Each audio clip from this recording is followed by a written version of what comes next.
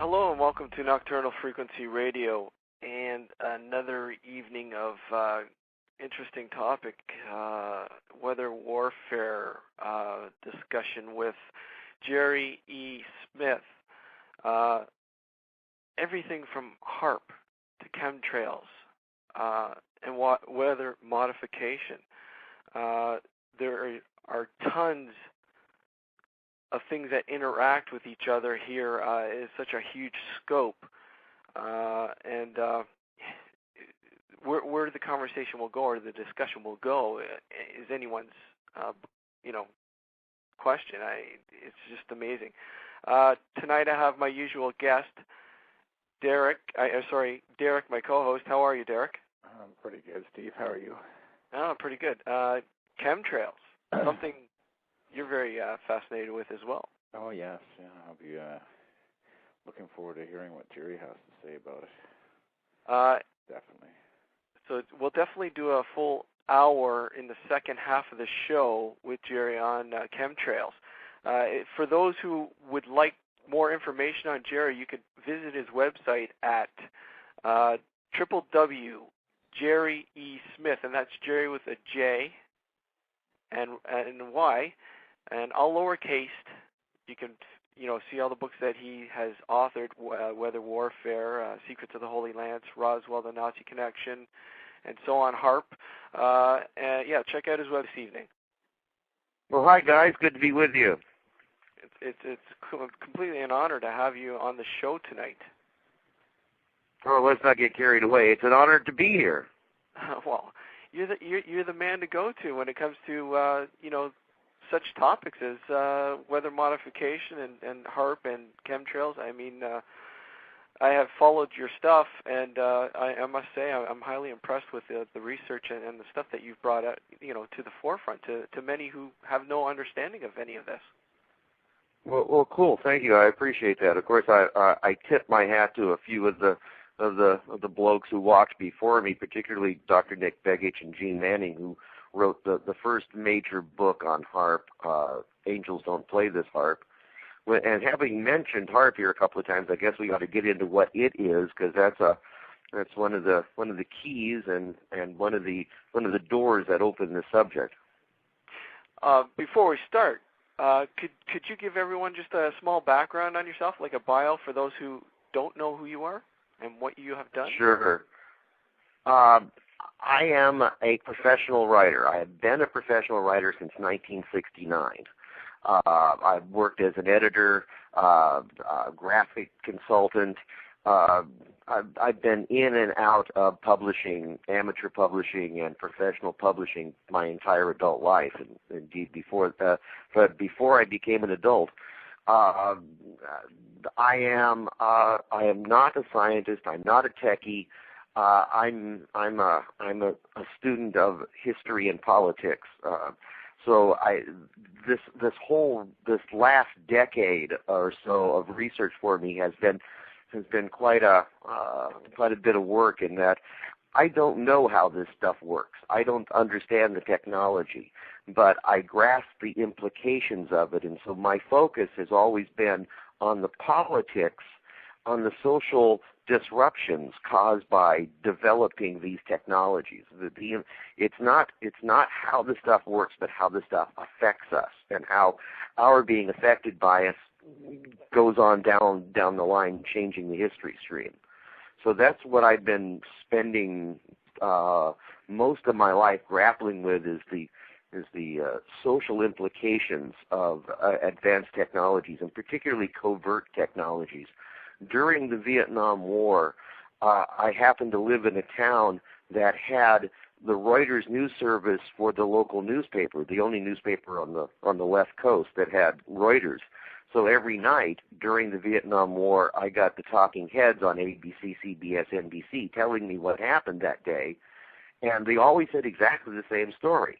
And then the next morning I read the Reuters, the British version of it, and it was completely different.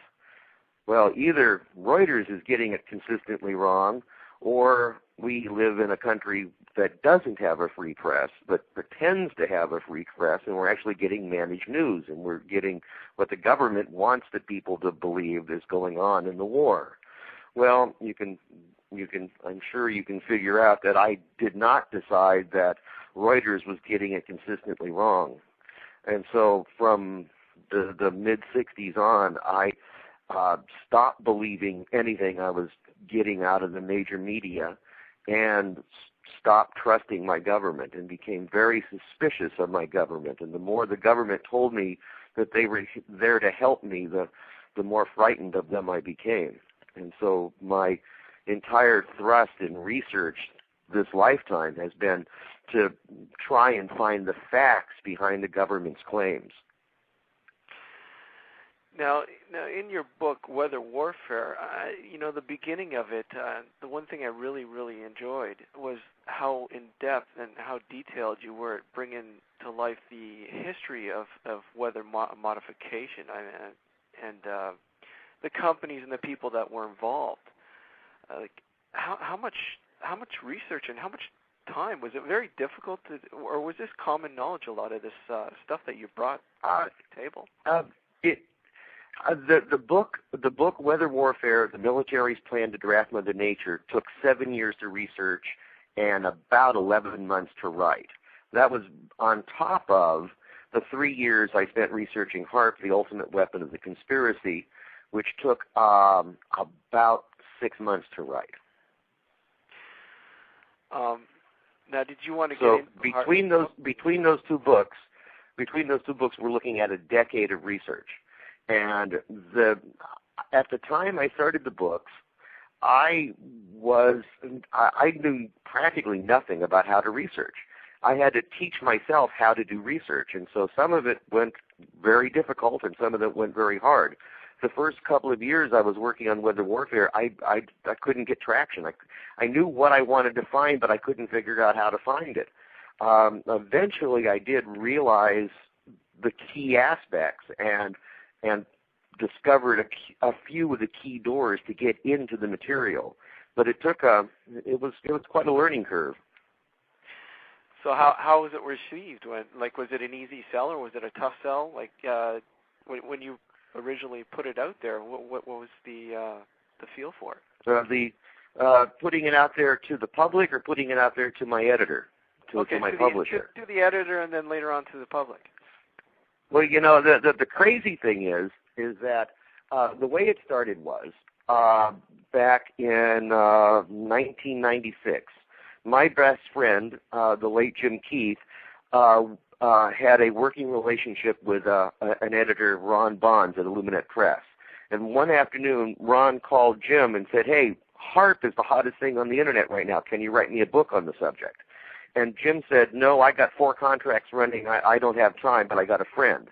And Jim arranged for me to write a book on HAARP for Ron Bonds. And I spent the summer of '96 researching and writing it. In the fall, I submitted the manuscript, and Ron hated it and canceled the project. And I sat on it for a year or more. And then I remembered David Hetcher-Childress at Adventures Unlimited Press. I gave him a call. He took the call, which he almost never does, and we talked for a few minutes, and it turns out that he was looking for a book about HAARP, and without having read word one, cut me a check for $500 that afternoon to secure it as his property. The only problem there was he wanted it in 2 months. And I realized that Ron was right on some aspects of the book. It was a little bit too much of the little professor. It was a little too lecture-y. I had to liven it up and make it less like classroom and more like fun discovery. So I had to completely rewrite the book, and it ended up turning in about 3 months late. But it turned out to work. The book for the next couple of years was one of the best-selling books for Adventures Unlimited Press, and we have since sold about 30,000 copies. So it as a marginal publication, it's done pretty well for itself. In 2000, Adventures Unlimited Press had a conference at their worldwide headquarters in Kempton, Illinois, about 90 miles south of Chicago. By the way, we're having another one here in this very spot this year, May 16th. The details for it are on the Adventures Unlimited Press website, which is adventuresunlimitedpress.com. And I'll be one of the speakers. I'll be the first speaker of the day doing a lecture on Project HAARP and beyond. So in 2000, I came here to talk, and after the talk, David Hatcher Childress, the boss, and I sat down and discussed where we were going to go on this, and we'd had a couple of years of really good sales with HAARP, and he wanted a follow-up. And so it was him pitching me the idea of writing Weather Warfare. In fact, he came up with the title. And as I said, I spent the next couple of years trying to get traction on it, and it was like I just one brick wall after another. But eventually, I did discover that there is an open scientific and military literature, that it's all out there in plain sight if you know where to look. You know, the way you do science, the way we do science in the West, is you get funded, you get grants. And to keep the funding stream coming in, you have to keep convincing the people who are writing the checks that you're doing good work. And the way that gets done is you publish. You may have heard the expression, publish or perish. So the way it works is that if you want more money to continue doing what you're doing, you have to publish a paper that explains what you've been doing and what you've found, and it has to be published in a peer-reviewed journal. You have to give it to a handful of guys who go, yeah, this seems about right. This is it looks like it's standard science. It looks like he might be onto something. This might produce results down the road, at which point it gets printed. And you can then wave that under the nose of your financiers, and sooner or later somebody cuts you a check and you get to continue doing this. Well, this means that there are tens of thousands of tiny magazines that most people never heard of, because in order to be published, you have to be published. There has to be a publication for you to be in. So most people have heard of one or two of these things.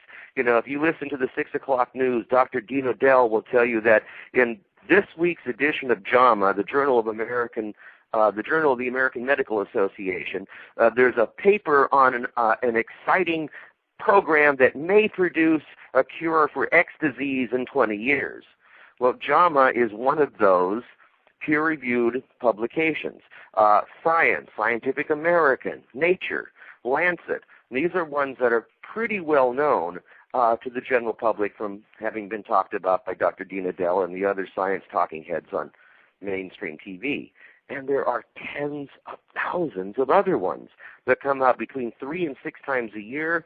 They print between 500 and 2,000 copies. They get distributed to research organizations and universities and set on shelves and disappear, and nobody reads them. But they're there, and they're there on the Internet. If not the whole article, if not the whole paper, you can at least get the abstract that will give you an idea of what they're researching, so you can then go down to your local university and pull it out. There also is the U.S. government printing office. Every document the U.S. government has ever printed is theoretically available at the U.S. government printing office. Now, in researching this, I lucked out and I lived in a university town, Reno, Nevada, home of University of Nevada, Reno, which the university's library was larger than the town I'm living in right now, and had a U.S. government printing office. So I had access to the full scope of the open military academic literature and the U.S. government repository. And once I figured out how to tap into that and once I learned how to research into that database, my God, all these things just came up. Now, a nice size section in the book, obviously, along with a book that you wrote previously on HAARP. I mean, this plays a major part into weather modification and other things, including Project Bluebeam and other things. Did you want to dive a little bit into HAARP and what it is and stuff like that? Yeah, I do. Before we get into HAARP, let me say one more thing about weather warfare. Sure. I begin Weather Warfare with a quote, and the book is a 400-page examination of whether or not that quote is true. Now, this is a quote from the United States Secretary of Defense, William S. Cohen, speaking in his official capacity as the Secretary of Defense. So one can take this quote as an official statement by the United States government. So in 1997, the United States government believed, and I quote, "Others are engaging even in an eco-type of terrorism whereby they can alter the climate, set off earthquakes, volcanoes remotely through the use of electromagnetic waves. It's real, and that's the reason why we have to intensify our efforts." Okay. Now, I believe the Secretary of Defense says something as wild and science fiction sounding as that. He's either stumping for more money or he's revealing something very, very important.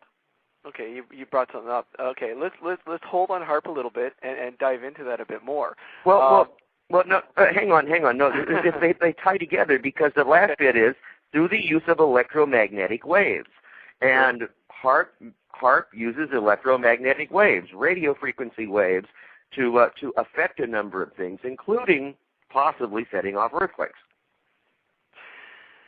How active today do you think the government/military is involved with modification of the weather? As say, ooh, that's a wonderful question, and that wonderful question doesn't go anywhere near HAARP, and is how to put like as the government. The answer to that. Sorry, go ahead. The answer to that question is that officially, the U.S. government has no involvement. However, the official answer is a lie, and the way this works is, and I'm going to give the real brief outlines of it because we can come back and do the details. The brief outlines of it is that during the Vietnam War, the United States military used weather as a weapon. They did cloud seeding over the Ho Chi Minh Trail in hopes of turning the Viet Cong resupply route into a hopeless quagmire of mud. Operation Popeye was ongoing for 6 or 8 years. It involved more than 2,600 air sorties to release more than 47,000 units of cloud seeding material over 4 countries, North and South Vietnam, Laos, and Cambodia, the latter 2 in violation of international law. The program had an operational expense of about $21.6 million. When this came out in congressional investigation, there was a firestorm of controversy around this, and Senator Claiborne Pell, Democrat, Rhode Island, became what today we would call the poster child for a movement to create an international ban on using weather as a weapon. And that ban went into law in 1978, and it's a UN treaty, the Convention on the Prohibition of Military or any other hostile use of environmental modification techniques. Now, prior to the United States becoming signatory to that, the federal government was spending between $40 and $140 million a year and had more than 700 degreed scientists working in federally funded labs developing environmental modification techniques. And then we signed this treaty, and it all went away. And Uncle Sam did not say, "Well, can't do that anymore." No, Uncle Sam did what you probably have heard this phrase a lot in the last few years: civilian contractors. They took it all. They took it all out of federally funded facilities and federally funded employees, which would give Congress oversight and watchdog ability, and put it into civilian contractors. The federal budget officially went to zero, and all those jobs went away, but they moved into the private sector. One of those civilian contractors is a company called Weather Modification Incorporated of Fargo, North Dakota. In 2005, one of the senior scientists at Weather Modification Incorporated went on Art Bell's Coast to Coast AM show and outed himself as having been one of the scientists who worked on Project Popeye in Vietnam. Clearly, if you will, a smoking antenna linking the two together. So The official answer is we have no interest in control. The official answer from the military and the federal government is we have no interest in controlling the weather. However, the military are spending hundreds of millions of dollars a year in modifying the atmosphere. Now, this is very important. Initially, one would think that controlling the weather and modifying the atmosphere are the same thing. In fact, modifying the atmosphere is a much bigger subject and opens a whole lot more doors and gives the military a whole lot more handles than simply controlling the weather. And this brings us back to HAARP, because the avowed purpose of HAARP is to modify the atmosphere. Now, what I amaze myself when I do things like that. The connection, yes, the connected dots. Uh-huh. Okay, well, let's dive into HAARP. Essentially, what is it? Because I mean, obviously, not everybody knows about what HAARP is and what it's capable of doing. Indeed, very few people know about HAARP. It's HAARP, the High Frequency Active Auroral Research Program. It is a field of antennas on the ground in southeastern Alaska linked together so as to work as one giant antenna. And it is today the world's largest radio broadcasting station with an effective radiated power of 3.6 billion with a B watts. Now, the way this thing works is the antenna field is a field of 180 towers with 2 cross-dipole antennas at the top of each tower. Each antenna is capable of emitting 10,000 watts. That gives you 3.6 million watts coming out of the field if everybody's up and running at full capacity. Now, this broadcast is not intended for human ears. It's designed to inject. It uses a unique patented ability to focus the energy coming out of the field and inject it into a spot at the very top of the atmosphere in a region called the ionosphere. And injects it into a spot that's about 12 miles across by about 2.5 miles deep by about 90 miles up. Now, one of the things that they have found over the last 100 years of tinkering with the atmosphere is that when you inject a whole lot of radio frequency energy into the ionosphere bumps it up. It magnifies it, multiplies it by as much as 100 times. So the 3.6 million watts hitting this energetic, this electrically energized area of the atmosphere gets jumped up 100 times and becomes 3.6 billion watts. Now, if you can imagine 3.6 billion watts into such a small chunk of space, heats it by several thousand degrees. HAARP then is a type of device called an ionospheric heater. And ionospheric heaters have been in use around the planet since the early 70s. But HAARP is the only one on the planet that can focus the energy, and it's larger than all of them combined times several. So it is the master skybuster. Now, when you inject that kind of energy into that small a space and heat it by several thousand degrees, you heat the molecules of the atmosphere to the point where they literally explode. And when you break the bonds of a molecule, it gives off a packet of energy. And included in that packet of energy is a stream of ELF, extremely low-frequency radio waves. And this ELF penetrates deep into the earth and deep into the sea. The United States Navy has been using HAARP, and they admit this readily, that HAARP has been used for the last 15 years or so to communicate with deeply submerged submarines.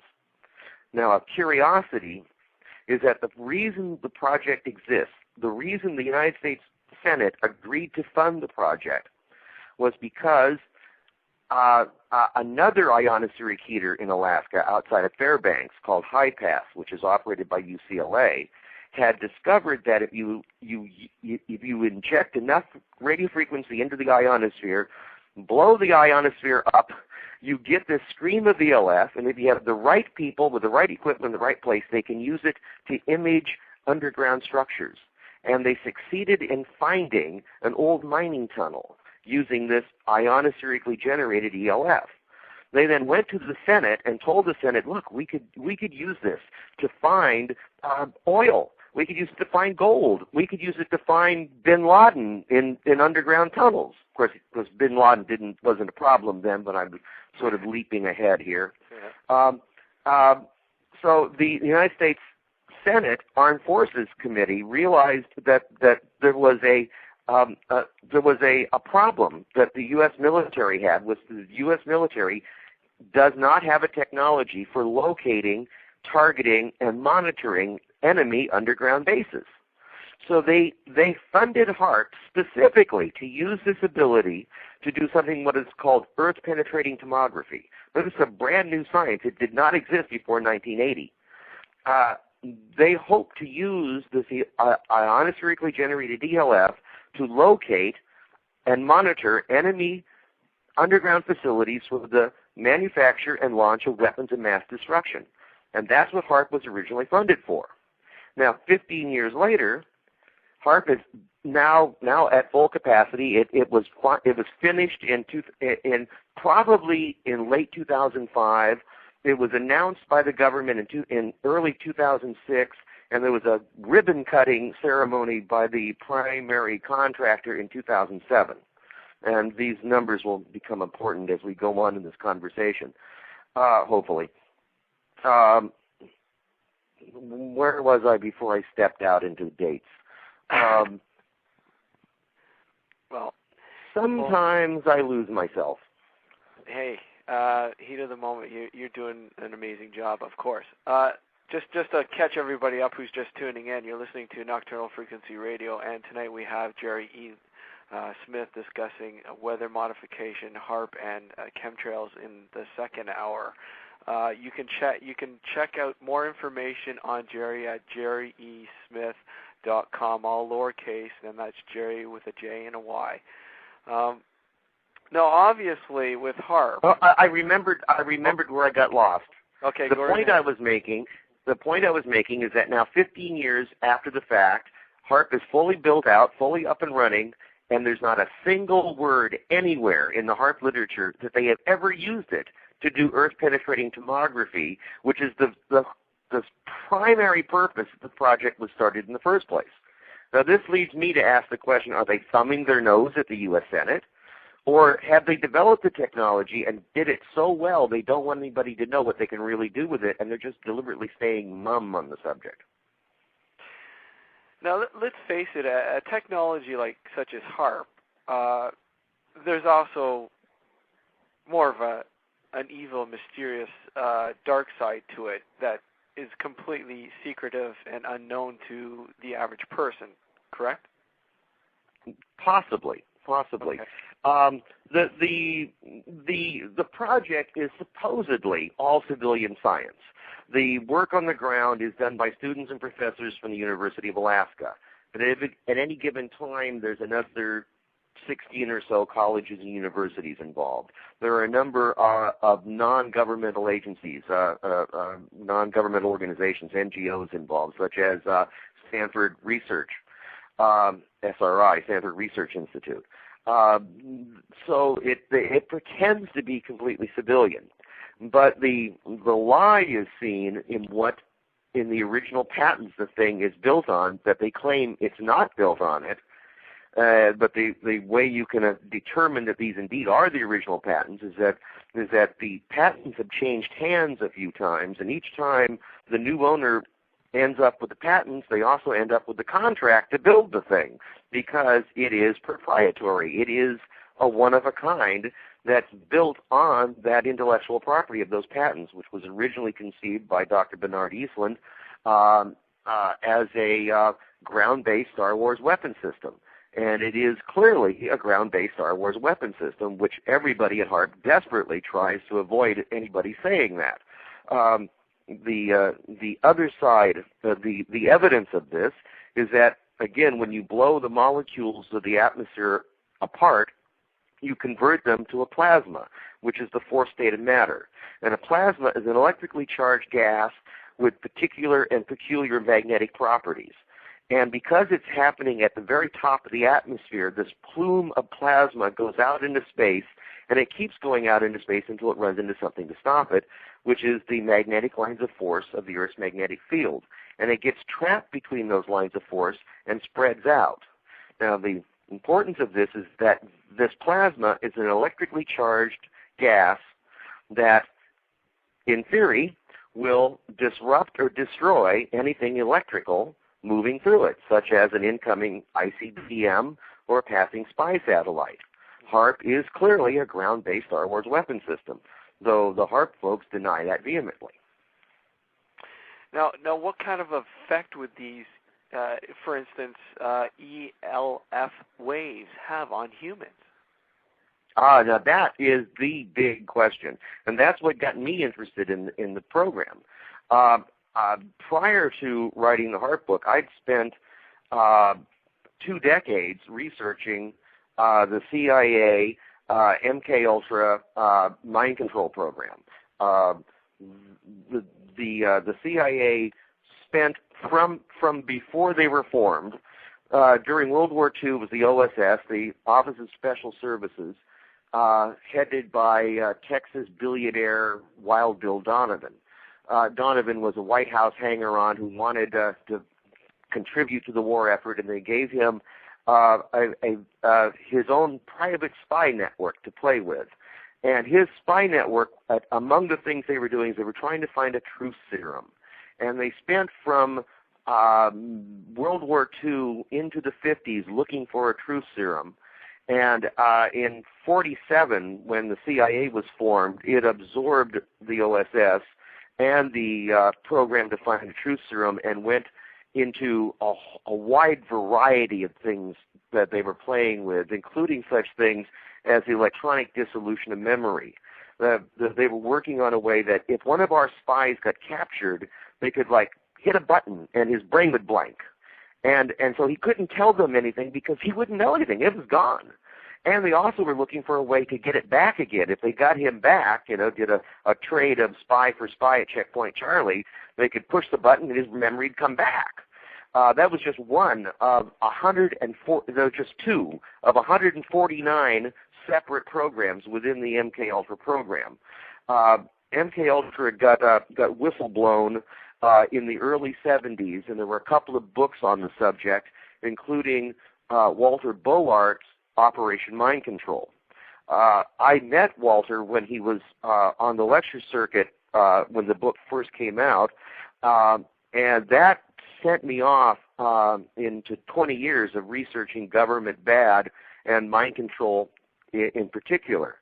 And one of the things that the mind controllers had played with was radio frequencies and how you could, if you could put words into people's heads from a distance using radios, and if you could you hypnotize them and then put trigger phrases into their heads and then have them do things.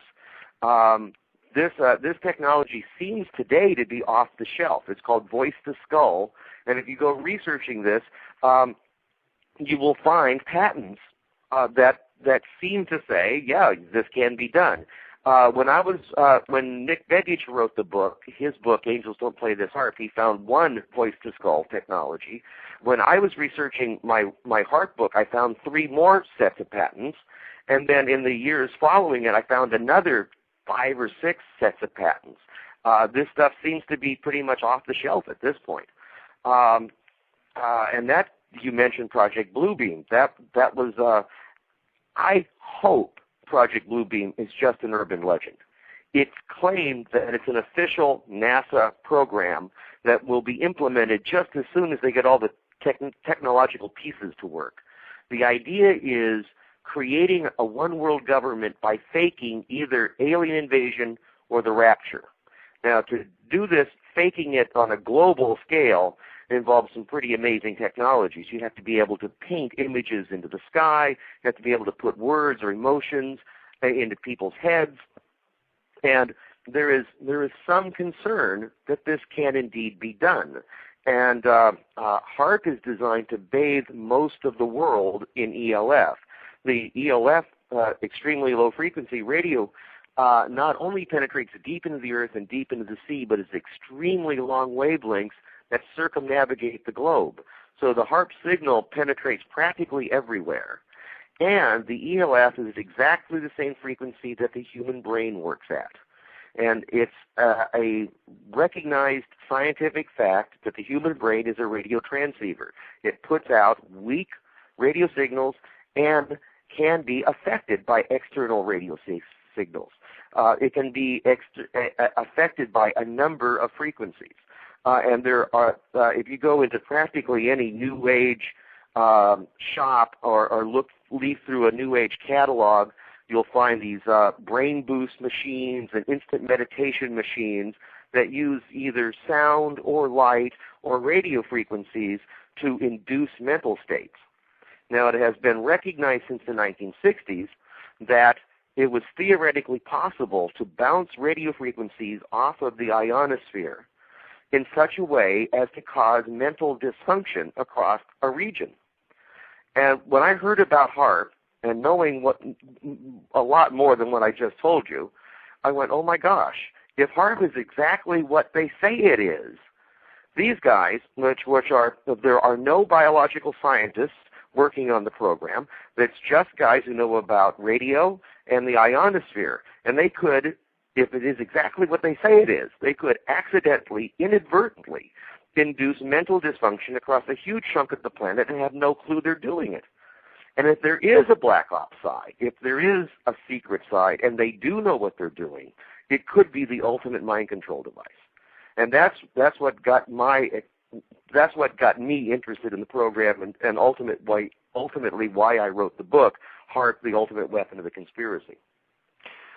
So we can basically classify HAARP. Well, we can't classify, but we can pretty much assume or speculate that HAARP is indeed or can be classified as a direct energy weapon. Yeah, I think that's fair. But my book, HAARP, The Ultimate Weapon of the Conspiracy, is admittedly mostly speculation. What I do is I give you the history of the project and the history of related things. Like I do 40 pages on MKUltra, so that you can get an idea for what this stuff might be capable of. And then I take the internet scuttlebutt. I mean, when Angels Don't Play This HAARP came out, there was a literal firestorm of controversy on the internet. There were tens of thousands of postings on the internet. A lot of people said a lot of wild and crazy things about it. And I rounded up all the internet scuttlebutt that I could get my hands on, all the statements about what it could not do, and then tried to work through them, logically eliminating what clearly was nonsense, and then taking what was left and looking at the likelihoods, the probabilities of what this project might be able to do. And again, I wrote the thing when it was still under construction, so we did not know what would happen once it was up to full power, and there was a lot of concern about what would happen. Now it is up to full power, and there's still a lot of concern. You know, the supporters of this thing have gone to a lot of effort to convince those who know about HAARP to believe that it's no big deal.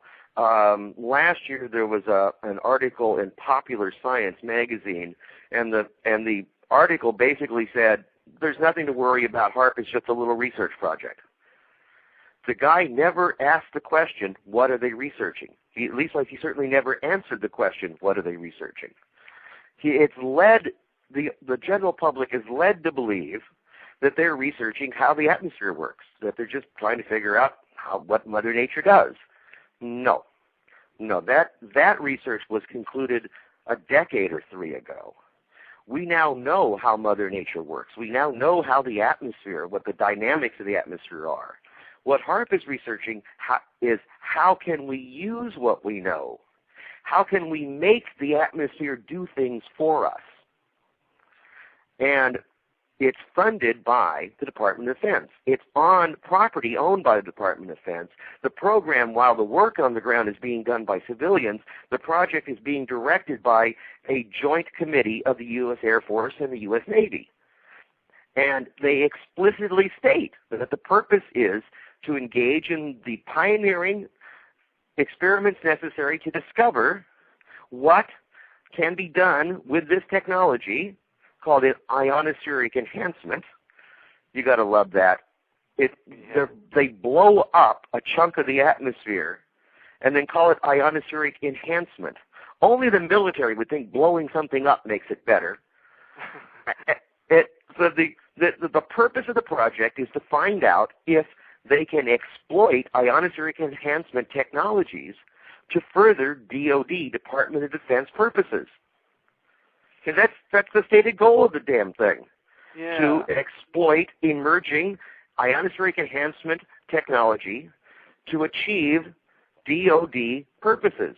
Now, what are DoD purposes? They are something about winning wars, aren't they? Absolutely. What they are researching with HAARP is how to weaponize the atmosphere. Now, call me old-fashioned, but I don't think that's a good idea. No, not at all. It never is. Now, what do you think about the possible link, if any, that this may have on perhaps the disappearance of the honeybee and bats? Do you think there's any connection there? Bats I don't know the answer to. Honeybees I believe I know the answer to. This is something you won't find in the mainstream American media because it's bad news.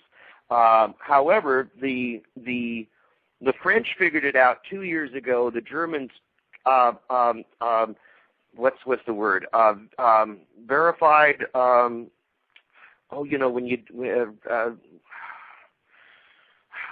When you do somebody else's experiment and go, yeah, that works. Yeah, this is what we found too. Corroborated. Oh God, I've just gone blank on a word. I hate that. I hate it when that happens. So anyhow, last year the Germans figured out that the French were right. Now what it is an herbicide.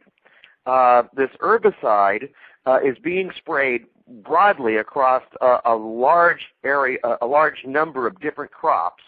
And this herbicide, if, according to the manufacturer, if it's done right, it shouldn't affect the bees. But it seems to either not be done right, or the manufacturer is glossing over some serious problems.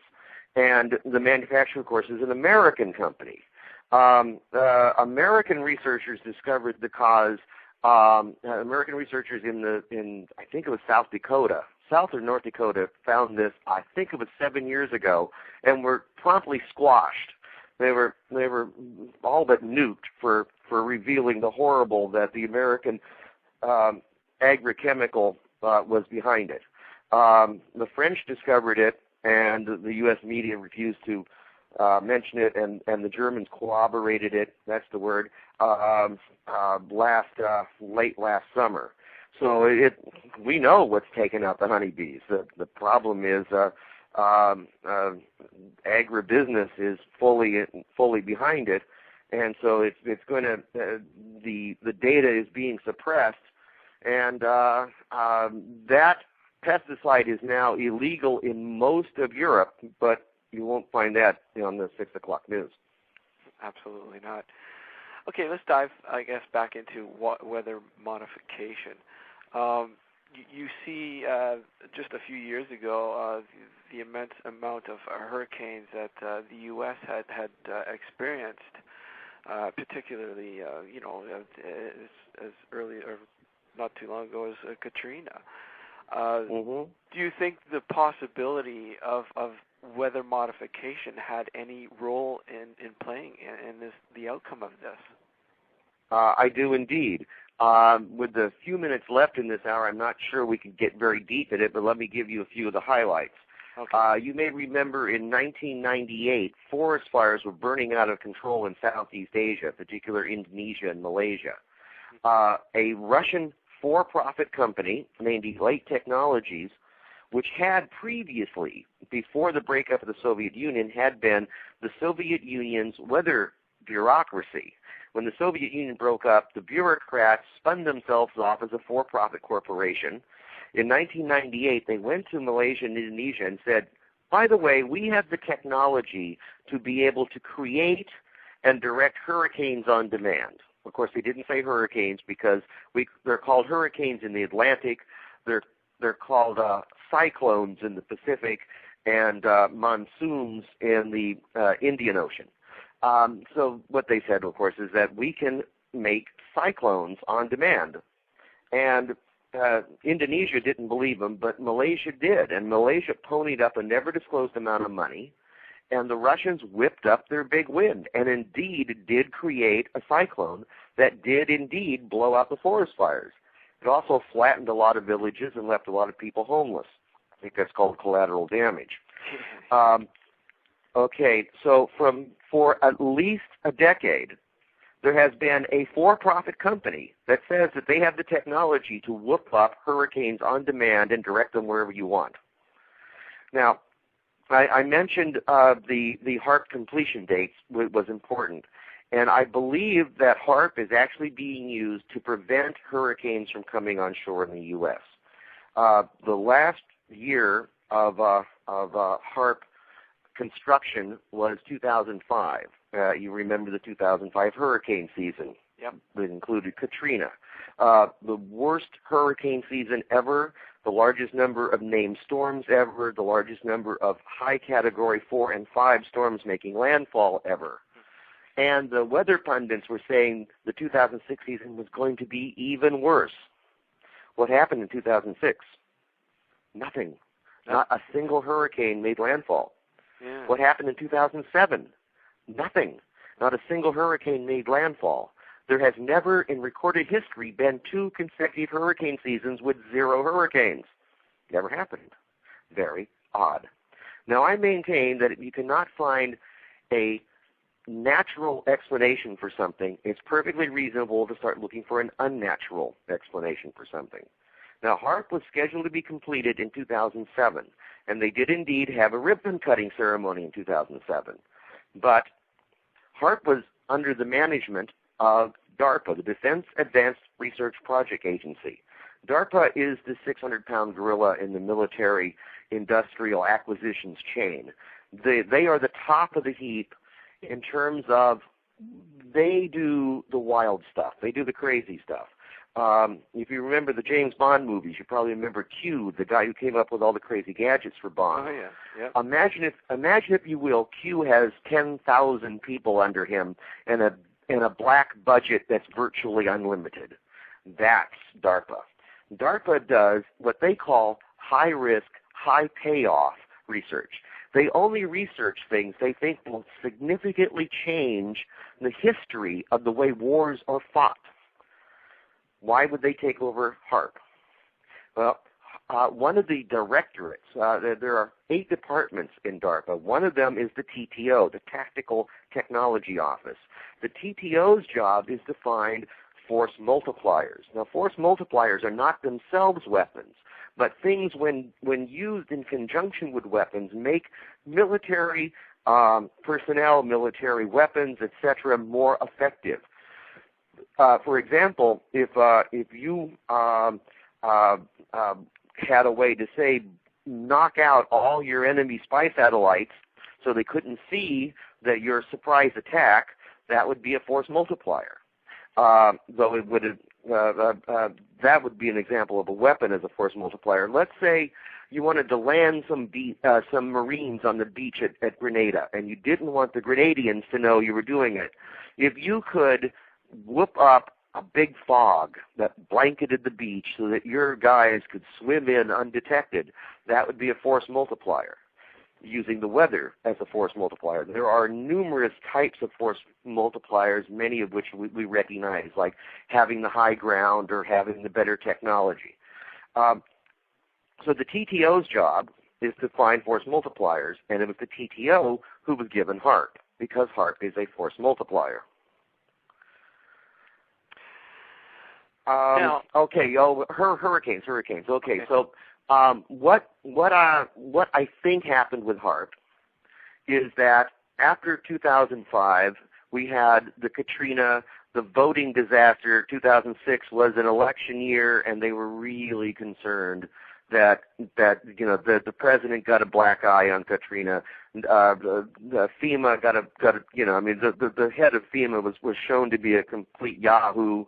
And they needed to do something, and needed to do something big and bad. And they rushed HAARP into completion. Now, the reason I say this is because what caused those 2 years actually now 3 years of zero hurricanes.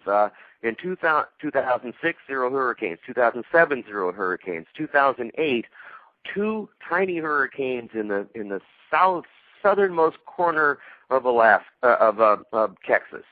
One was only a hurricane, force 1, and as soon as it came on shore, it dropped to a tropical depression. The other one walked up the NAFTA corridor, flooding a lot of people conveniently for the Texas government. What I think happened here is there was this amazing, bizarre, anomalous, never before seen high-pressure dome parked over the southeastern United States throughout the entirety of the last 3 hurricane seasons. Just as hurricane season begins, this high-pressure dome sits over the southeast, and it works like rubber bumpers on a pinball machine, and each hurricane, like a pinball, hits it and bounces off safely back out to sea. It worked brilliantly in 2006, 2007, 2008. I believe that this anomalous, never-before-seen high-pressure dome is man-made, and I suspect HAARP was used to make it. I can't prove this. The sheer scientific weight is that this thing is bizarre. In 2006, the weather pundit said, well, it's El Nino that did it. There was no El Nino in 2007 or 2008. Where did this thing come from? I think it was man-made. Man-made in the sense, could it be generated by perhaps I know what I heard a few ties to that year, possibly the Russians. Yeah, there was quite a bit of talk about the Russians. I mean, they do claim to have this technology. One of the aspects of this that I'm looking at, Scientific American in 2004 noted that a dog leg in the jet stream immediately over the HAARP site in Alaska resulted in a swarm of out-of-season tornadoes in Florida. HAARP is upstream, is at the top of the weather stream for North America. It is in really the catbird position to do massive modifications across the entirety of the continent. And I would submit that the powers that be don't want to blow up the continent. They want to profit. They want to preserve. They don't want any more Hurricane Andrews. There are a number of aspects to this. I'm having a train wreck of ideas in my head, so I'll just stop talking for a moment. Okay. Now, what if it was the Russians or somebody else? What do they stand to gain out of creating something like this? Well, there is the idea, and it has been promulgated since the 60s. Let me give you a quote here from 1968, Dr. Gordon J.F. MacDonald. Dr. MacDonald was one of the leading geophysicists of his day, and he was the associate director of the Institute of Geophysics and Planetary Physics at UCLA, who operate the high pass, the other ionospheric heater in Alaska.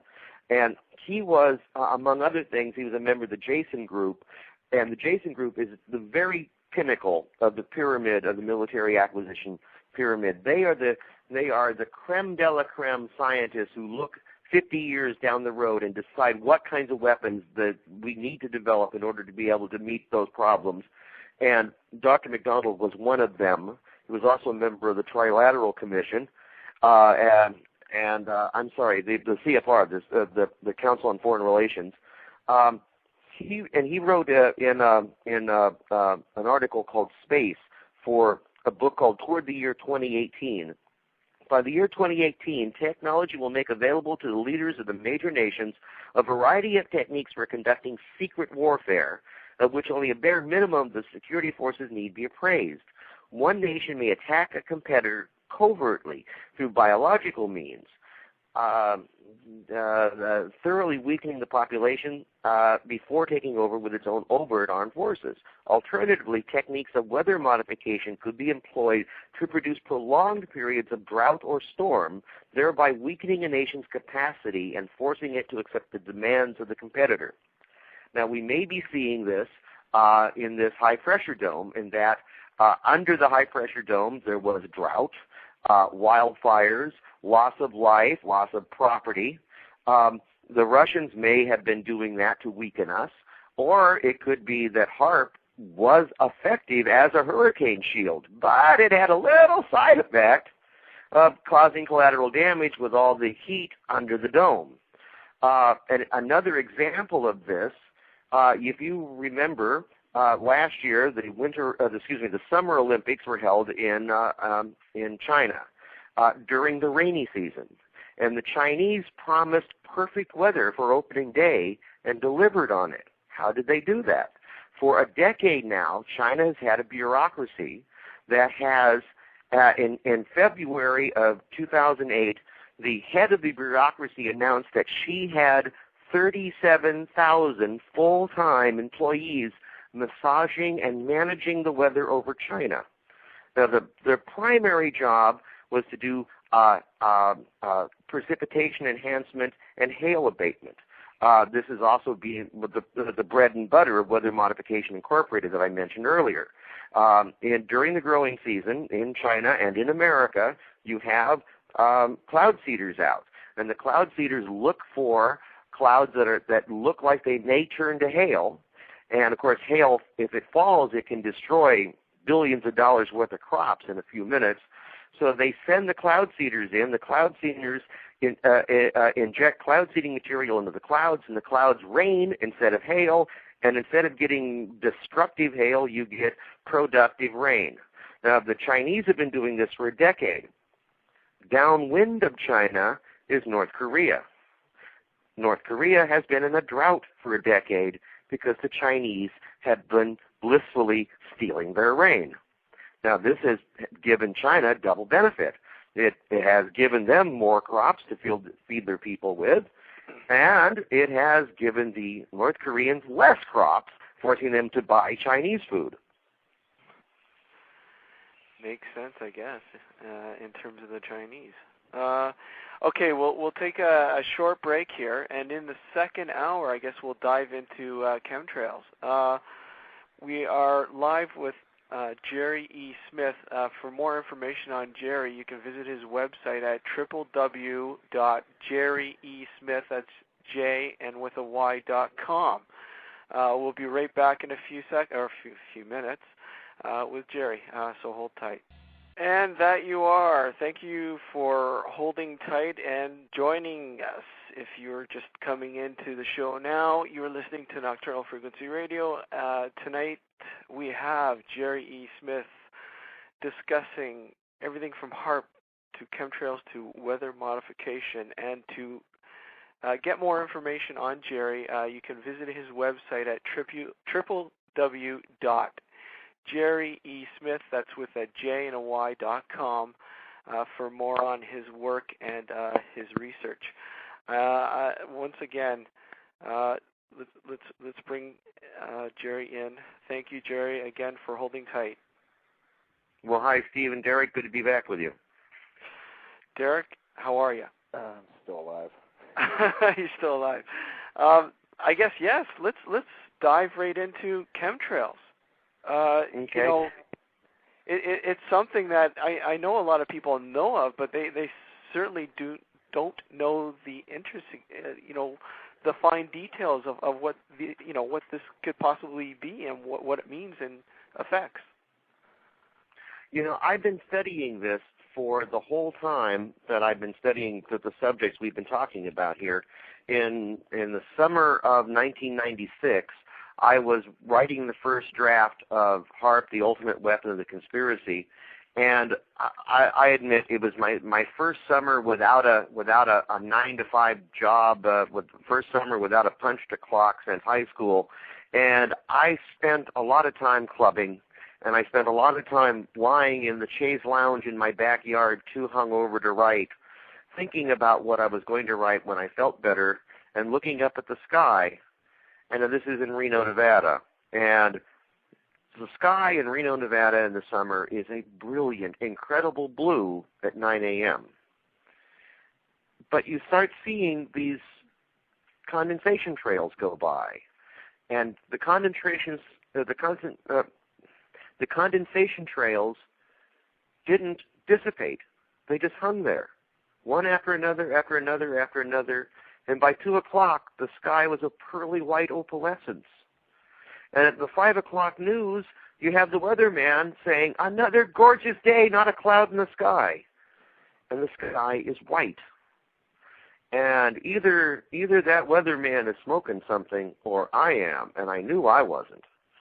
And so I began to wonder what the heck was going on. Now, at this point in time, this is 1996, a few years earlier, Jim Keefe, author of Black Helicopters Over America, Strike Force for the New World Order, and a number of other books, Jim and I had been best friends since high school. And we had always wanted to work together, and we'd always worked together. We had done, I think altogether we did about 15 magazines together. We outlined dozens of books that we never got around to writing. I helped him research his books. He helped me research my books. I put together a circle of writers, researchers, paranoids, media watchers to help with our research. And oddly enough, that circle still meets to this day. Currently, it's meeting at the Denny's on Nugget Avenue in Sparks, Nevada, I-80 and East McCarran Boulevard. If you happen to be in Sparks on a Saturday night and want to meet up with a crowd of very interesting and very odd people, go to the Denny's on Nugget Avenue about 6, 7 o'clock at night. You'll find them in the back room. It does sort of the adult show and tell of goes around the room saying, what did you learn today? We learned a great number of things, and the first book that Jim and I worked together on, the first nonfiction book, well, we were doing a magazine called Dharma Combat, the magazine of spirituality, reality, and other conspiracies, and we were getting lots of great stuff for it. And eventually Jim decided that he didn't want to waste this great stuff on a small circulation underground magazine and wanted to go to bigger time with it and wanted to bring it out as a quarterly paperback magazine. And he approached Adam Parfrey at Farrell House with the project. And Parfrey wasn't really interested in a periodical, but he did want to bring it out as a one-shot. And it did eventually come out as Secret and Suppressed, Hidden History, and Banned Ideas. If you were listening to the previous hour, at the end of the previous hour, I mentioned how the Chinese had been stealing Korea's rain. I have an article in the new edition, Secret and Suppressed 2, Banned Ideas and Hidden History into the 21st Century, and that article is Secret Weather Wars, HAARP, Mind Control, and Chinese Takeout. So just to plug my newest book for you. So what Jim and I did is we produced this Secret and Suppressed, and then in Dharma Combat we ran something called the Skeleton Key to the Gemstone File. And this was a document that had been circulating samizdat for a decade or two, in which this guy named Bruce Roberts claimed to have been the person to have invented the technology for making artificial rubies. And he took it to Hughes, and Hughes stole it from him.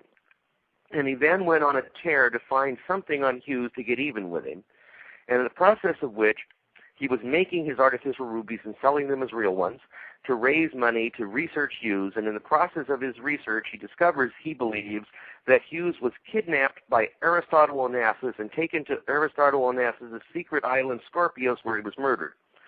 and that Aristotle Onassis was the kingpin behind the Kennedy assassination. Now, there was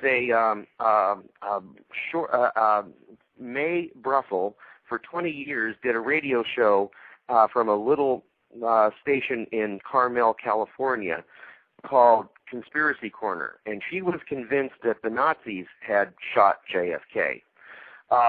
One day, Bruce Roberts comes to her studio, and he wants to give her his research, which is some 1,000 pages of stuff. It just happened that there was a young woman named Stephanie Caruana there that day. She was a reporter from Playgirl magazine interviewing May. She offered to take the 1,000 pages, go through them, put them in order, and do a synopsis of what it says. This became known as the skeleton key to the gemstone file and had been circulating as a photocopied, mimeoed bizarreness for a decade or two. We ran a copy of it in Dharma Combat and got contacted by Ron Bonds, who later became the founder and publisher of Illuminate Books. Ron and Jim put together doing Ron's first book for INET, which was the Gemstone File, which was Jim put together a number of articles and interviews questioning the bona fides of the Gemstone File. Well, that really launched Jim's nonfiction career. And the next book he did was Black Helicopters Over America, Strike Force for the New World Order. And in that point in time, which was the early 90s, there were all these reports of bizarre black helicopters, unmarked helicopters, doing strange things to Americans, including doing spraying. And we interviewed a number of people, and absolutely, positively, there were black helicopters. So they weren't really black. They were actually very, very, very dark green. In fact, a few years later, at the Fallon Naval Air Show, Fallon Naval Air Station is the home to the Top Gun training school. At their annual air show, they had a black helicopter on static display. Now, of course, it's extremely dark green, and it's not exactly unmarked. But the markings on it, the Air Force logos or the Navy logos, are in gloss paint, same color as the flat paint of the body, so that if you're within 30 feet, you can read it. If you're more than 30 feet away from it, you have no clue what it says. Very interesting. These are combat colors. There was lots of talk about how the U.S. military was training to steal the guns of Americans. Well, what it turned out was, what we eventually discovered was they were indeed training for urban warfare, but they were training for Baghdad, not Berkeley. They were gearing up for Gulf War I. But at the time, nobody knew what was going on, and things were very strange. And there were repeated reports of spraying. And I went to one farmer's place, and it was amazing. This guy owned, I think it was 40 acres, and it was a rectangle. It was not very wide, but very long. And one of these helicopters had come across the rectangle at an angle, just a few feet, literally like 60 feet above the ground, way in violation of every flight rule, spraying something. And there was a diagonal swash of death across this guy's property. All the plants died, all the animals died, his wife died. Well, we researched these covert spraying operations and found a lot of evidence, a lot of proof that there were indeed covert spraying operations that no U.S. agency, civilian or military, would ever admit to have engaged in. One of the stories in that research period that really stood out in my mind is that one of our researchers was a millionaire who lived in the canyon of the Truckee River, east of Sparks. The river goes between two mountain ranges, and that used to be a giant 1,000-acre ranch that got bought up by just 3 millionaires. And so this whole 20-mile stretch of the river only has 3 houses on it. And because she is a millionaire and very highly connected, she could get in. And by getting in here, for 3 consecutive mornings, black helicopters came at treetop level up the river spraying something. And the 3rd day, she managed to get to an air traffic controller at then Reno Cannon, now Reno Tahoe Airport, and asked the air traffic controller point blank, whose helicopter is that? And the air traffic controller says, well, there are no helicopters in the air. There are no planes anywhere near you. And she said, I am looking right at him. And the air traffic controller said, then you must be hallucinating. So I am quite certain that there have been covert spraying operations that the U.S. government doesn't want to tell us about. Now, on one of the bigger radio networks is Dr. William Deagle. Dr. Deagle does a show called The Nutraceutical Report. Oh, yeah. Dr. Deagle and I have interviewed each other a couple of times. Dr. Deagle was the flight surgeon for a spraying operation. These guys were releasing something into extremely high altitude. He never did find out what they were releasing, which he found rather difficult to treat people for exposures to something he wasn't permitted to know what they were exposed to. What these guys were doing is they were flying the big cargo transport planes, I think C-130s, with a payload of drones. They would fly to the top of the as high up the ceiling for the C-130, pop open the door, and push the drones out. And the drones would fly up to the top of their ceiling and release something. Best guess is they were probably releasing something like barium. There have been a large number of extremely high altitude release programs, release projects that are documented in the open literature. At the beginning of the first hour, I talked about the open military and scientific literature.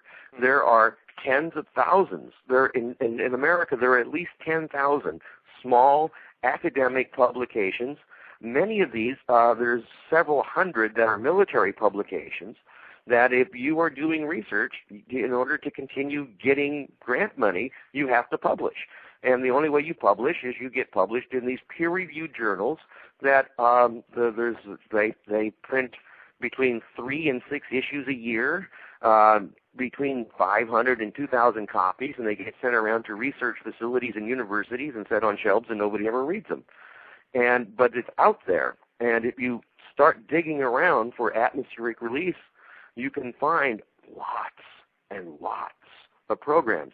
The atmospheric releases go back to the middle of the last century. From the 50s to the 70s, there were literally thousands of rocket launches. I mean, there was a point in the early 70s where worldwide there were 180 rocket launches a day. Most of these rocket launches were usually a two-part thing in which a rocket would be launched. It would go up to 80 to 120,000 feet, release something.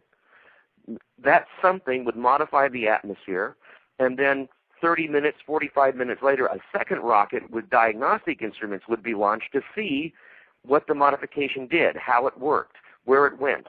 In the first hour, I said how the research of how the dynamics of the atmosphere work are done. It was done between the 50s and the 70s, largely with these rocket launches and balloons and a wide variety of other crazy things. Well, now that we know how the atmosphere works, we know a few things we can do with it. And these few things come broadly under the headings of surveillance and communications. One of the things they found is that you may know that the atmosphere is like a parfait. It's layers, particularly here in the lowest layer, which is called the troposphere. The air, because of convection, you have warm air rises, cold air falls, and the air tends to sort itself out into layers of cold sitting on top of layers of warm, sitting on top of layers of cold, sitting on top of layers of warm, sitting on top of layers of cold, sitting on top of layers of warm.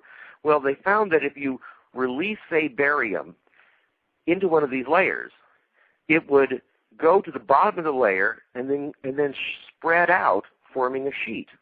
Now, barium is a very good bounce for radio, and you could bounce radio off of it, and so create what is called an ionospheric, artificial ionospheric mirror. You could create artificial radio bounce spots. They also found that if you injected enough energy into, and this is part of the HAARP and the other ionospheric heaters programs, is they found that you could actually force the atmosphere to take shapes. You could actually literally make tubes and tunnels in the atmosphere, which you could bounce radio waves down. So there have been a lot of tinkering with the atmosphere to make it do things to enhance radio, enhance communications. And then there's the surveillance thing. There are a number of technologies, particularly over-the-horizon radar and satellite surveillance. Satellites looking straight down have problems seeing things, seeing a dark aircraft against a dark background. So one of the technologies that was developed about a decade ago was to make the air more scintillating, to make the air shiny, so that the dark body of the aircraft would be better seen against the shiny air under it. Now that involves releasing aluminum into the atmosphere. There are also over-the-horizon radar, which is very similar to the bounce spot I was describing with the IAM. So this gives you an idea of what I'm trying to explain here, is that if you research this in the open scientific literature, you can find a lot of evidence that there are extremely high altitude releases. I mean, they brag about it, they talk about it because they're trying to get more funding to continue playing with it.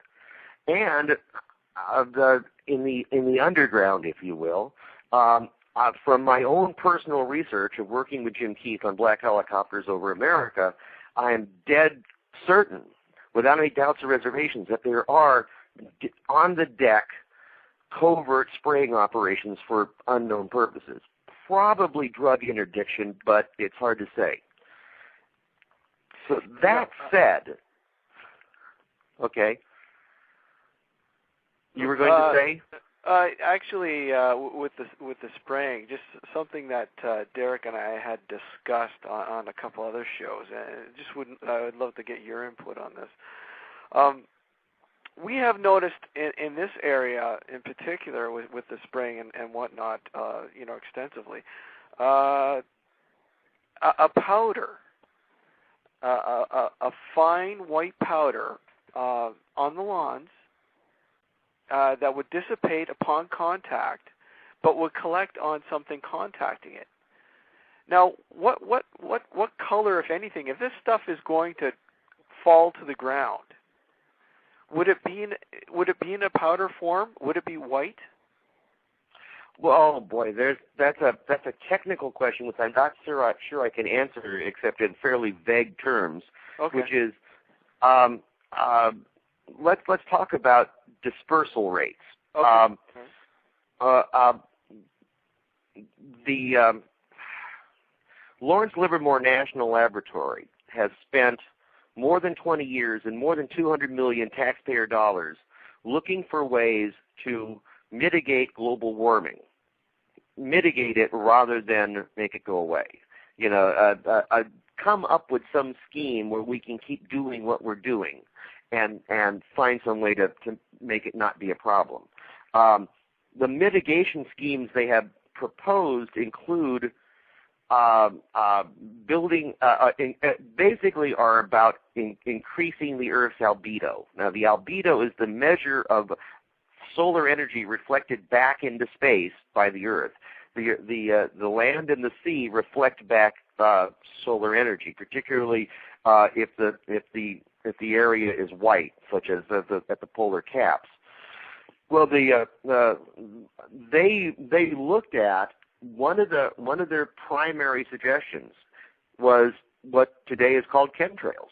Their primary suggestion was to inject shiny dust into the top of the atmosphere so as to increase the Earth's albedo so that less solar energy would get in to be trapped by the greenhouse gases so that we could continue, they would balance out, so we could continue driving SUVs without it being a problem.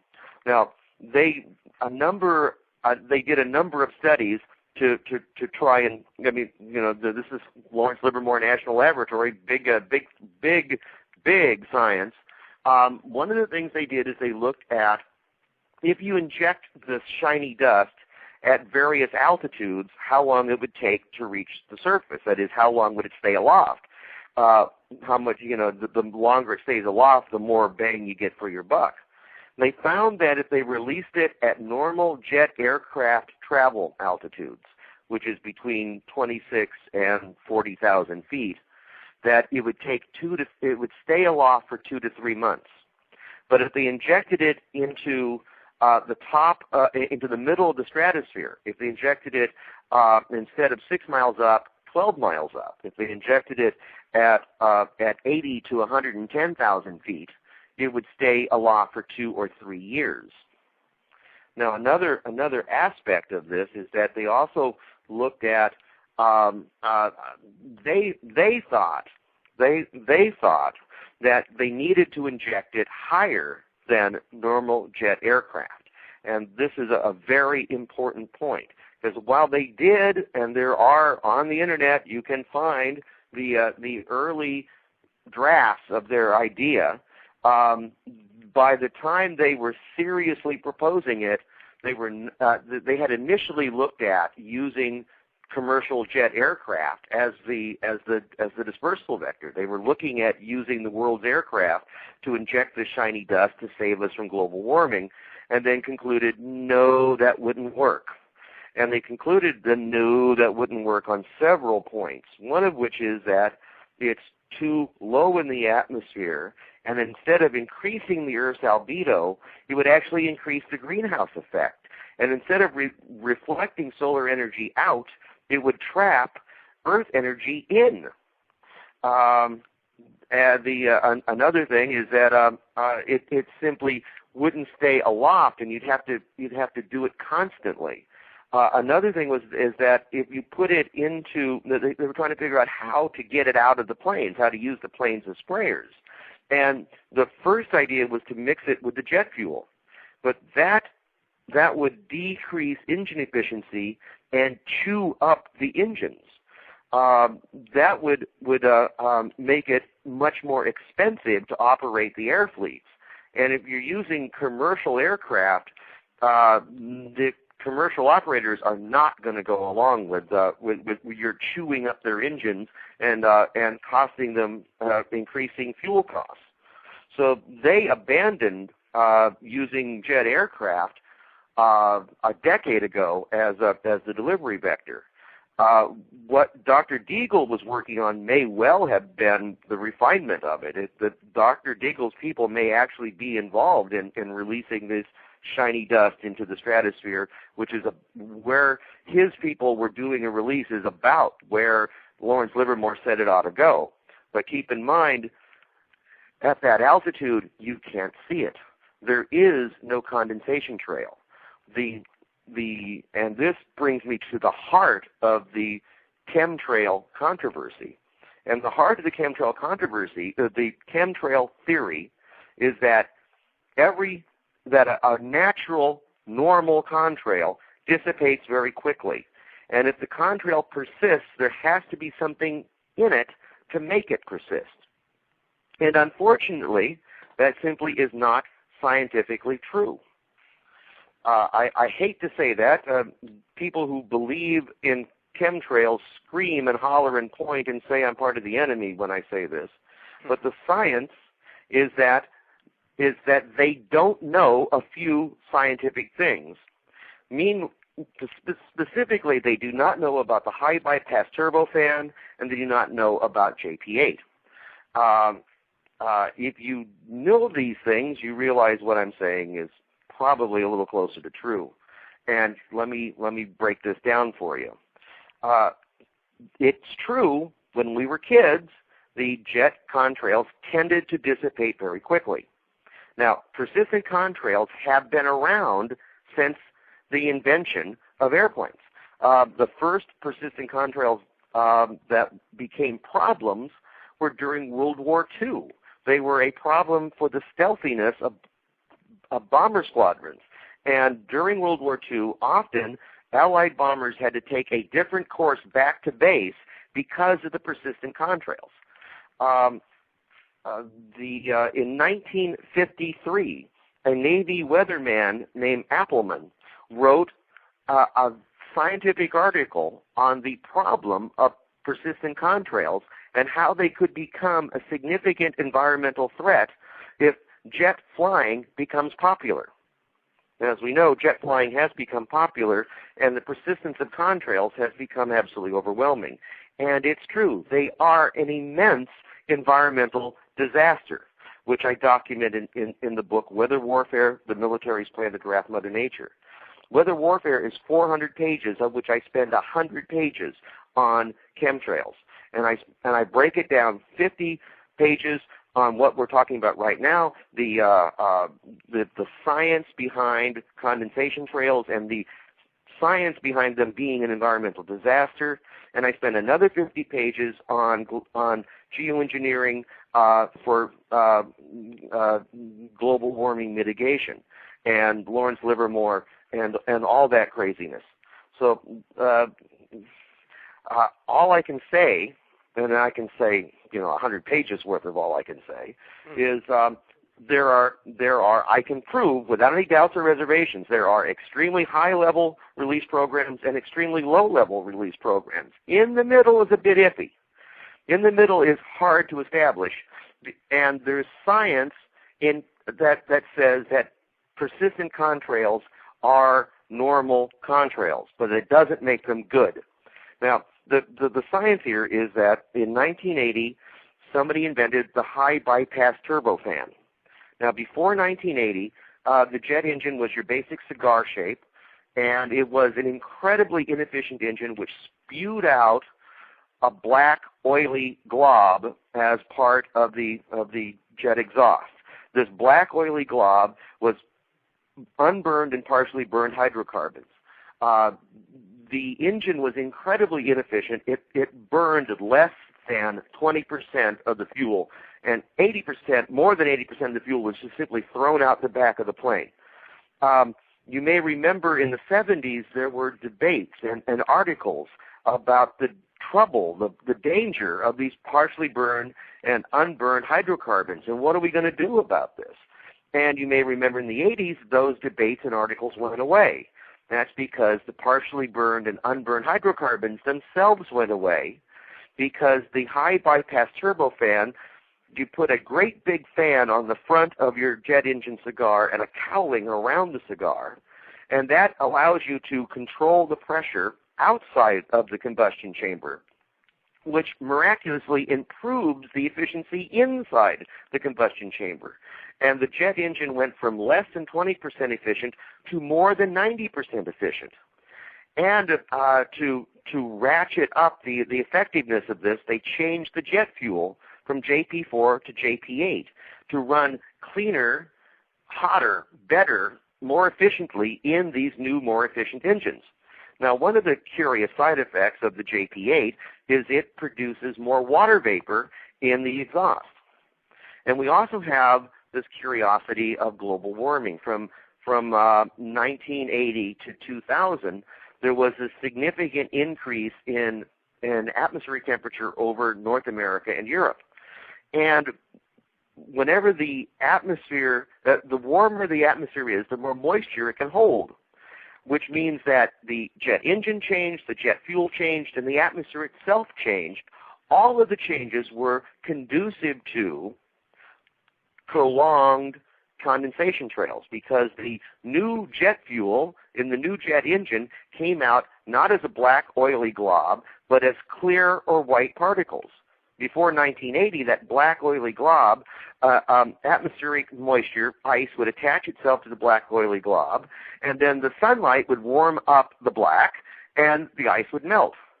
After 1980, it took to about 1993, 1995, somewhere in there, for the entire North American jet fleet to be converted from the old style jet engine to the new style. So by 95, virtually every plane in the sky over North America was flying the high bypass turbofan, which is when we start seeing the phrase chemtrail was coined around 95. So the problem we have here is that there is this belief that every persistent contrail has some sneaky additive to it.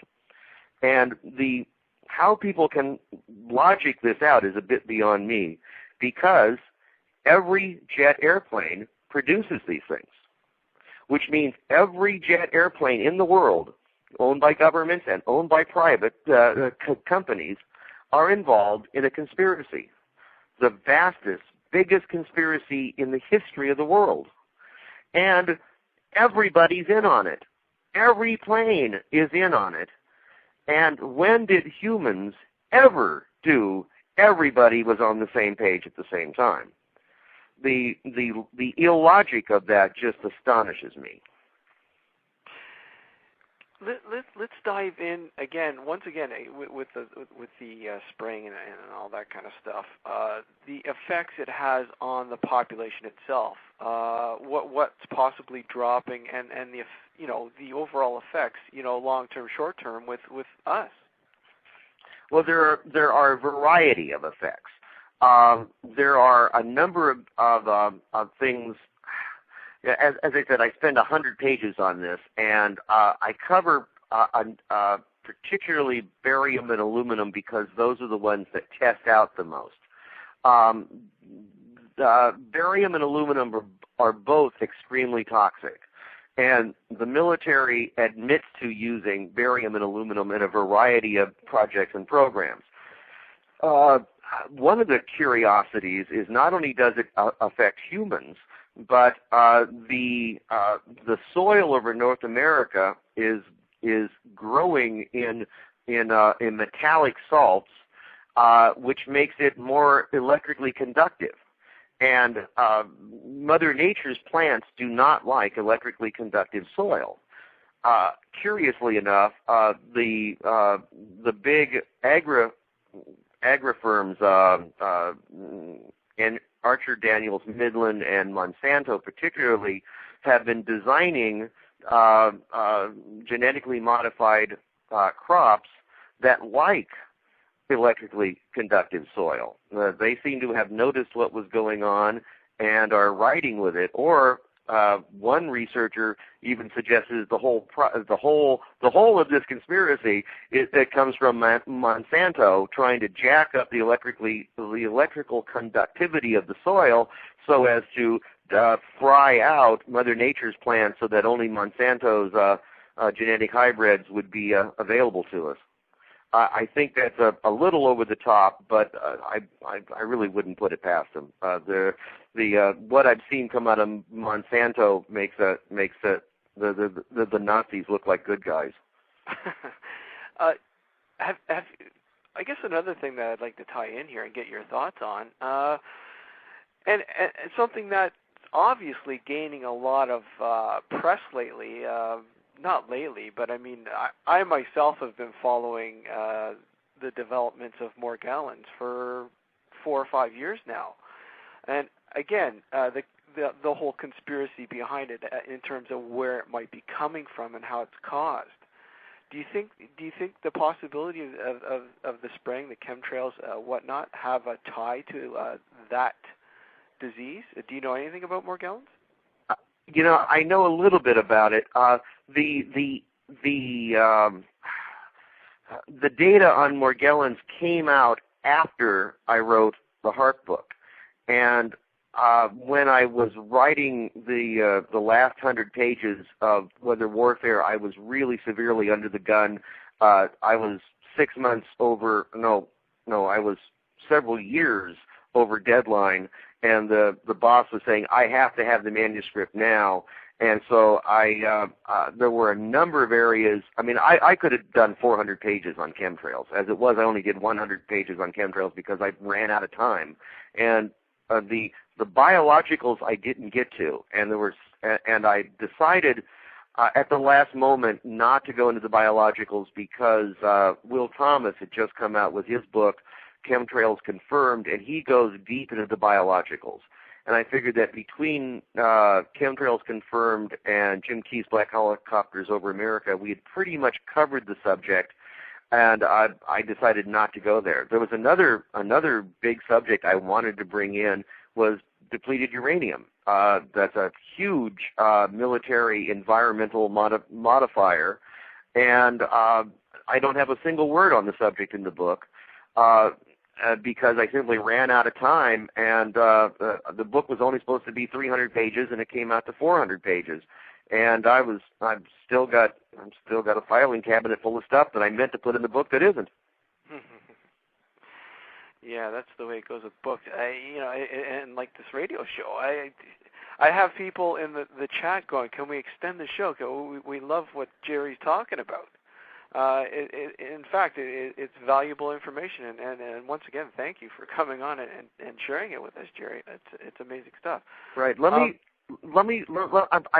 I give a paragraph or so to follow to finish up what I was saying about the condensation, the persistent condensation trails are probably not a conspiracy. They probably really are just condensation trails that, because of the change in the jet engine, the jet fuel, and the atmosphere itself, they probably are the result of normal aviation operations. But they are not benign. And this is the big thing, is that they are one of the driving factors in global warming. They are holding the heat in. They are exacerbating global warming and are changing the environment on a broad scale across North America and Europe. And I document this at great length in the book. This is a huge problem that has to be addressed. And unfortunately, because of all this Chicken Little stuff about conspiracy theories about chemtrails, this plays into the media's being able to laugh it off, and the powers that be's ability to have their lapdogs in the media not discuss this, because it's going to cost billions of dollars to clean up this problem, and nobody wants to step into that.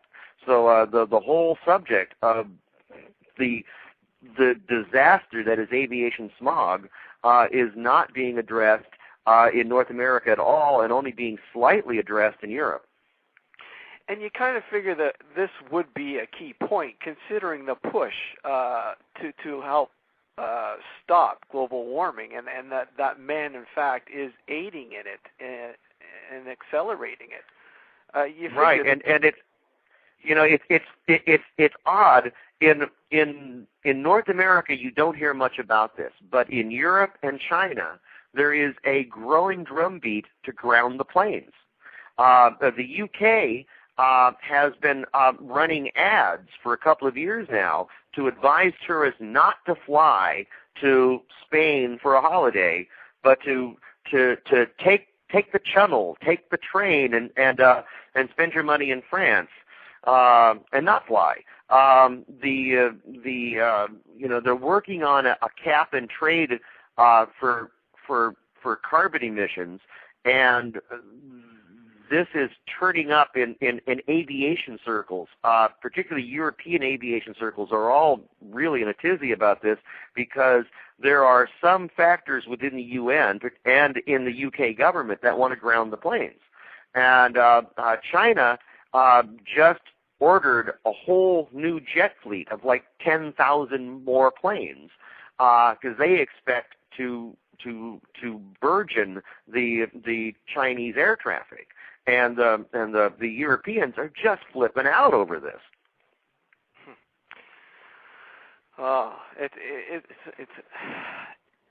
again, it's just one of those topics that generate such a huge debate. But yet, you know what? Let's clear the debate and get the information out there and make people aware of what is going on. And that's simply being sidetracked or rerouted. And I think that's the most important thing. And obviously your book, Weather Warfare, certainly does provide a lot of those key answers, or at least, bring you closer to what might be those answers. Thank you. Yes, as I started to say in the first hour, my first book on the subject, HAARP, The Ultimate Weapon of the Conspiracy, is admittedly 240 pages of mostly speculation. I cover a little bit of the science and then go into the conspiracy theories about it. Weather Warfare is the exact dead opposite. I decided to totally change my tack, and Weather Warfare is 400 pages of what I can prove. I try to keep the speculations and theorizing to an absolute minimum. Many of the things, many of the great gems of conspiracy theory are a single sentence in the book, in which is just one fact after another piled on facts. I like both styles, and I've gotten complaints for both styles. So I never know how to please anybody, so I just please myself. Thank you, Ricky Nelson. Actually, there's one thing that I found interesting in the book when you were discussing HAARP and how your views actually switched. Yes. Over the years, from when you actually started researching HAARP to now. Right. When I started off, Nick Begich wrote. Nick Begich and Gene Manning were of the opinion that it was military. Military is bad. That's all you need to know. That it's a ground-based Star Wars weapon system. And I looked at all the possibilities and the conspiracy theories and went, wait a minute, this thing looks to me to be the ultimate mind control device. And then as I researched it, as I got more firm footing, if you will, in the science base of this thing and what we know people are doing with this stuff, I realized that it was unlikely that they were using it as a mind control device, and very likely that they were using it as environmental modification, but that it clearly was a ground-based Star Wars weapon system. Meanwhile, Nick, he agrees with me, and he agrees with my original position, and Nick is now convinced that HAARP is a giant worldwide mind control device, which I think is absolutely hilarious.